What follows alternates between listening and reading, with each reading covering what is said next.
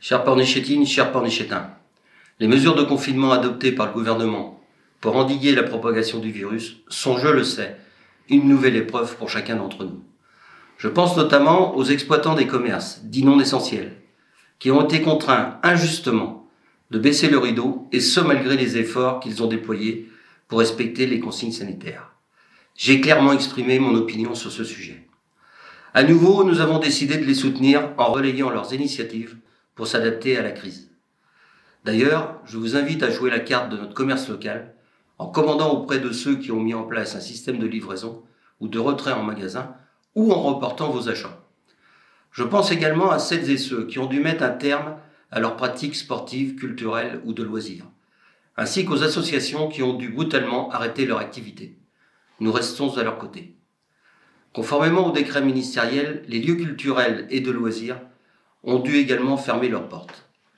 Sachez que nous étudions la possibilité de reporter à nouveau certains spectacles de Quai des Arts pour ne pas abandonner le monde culturel déjà lourdement éprouvé. La médiathèque et la ludothèque, quant à elles, étudient la mise en place d'un drive comme au printemps dernier.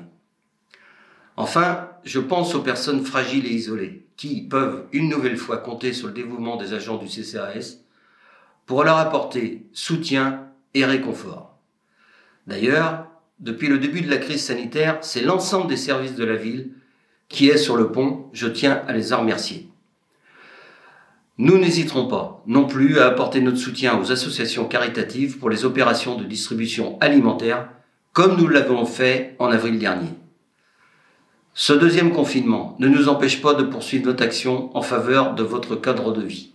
Soyez-en assurés. Les chantiers continuent et les projets se précisent.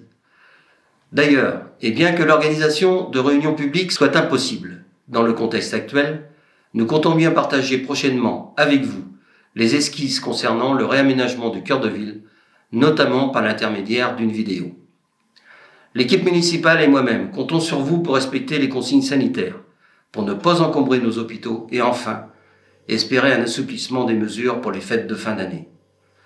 Je vous rappelle que le port de masque est obligatoire sur l'ensemble de la commune, sur le marché, comme sur le remblai, sur le sentier côtier ou encore sur nos plages. La police municipale veille au respect de ces règles. Nous comptons sur vous, prenez soin de vous et de vos proches.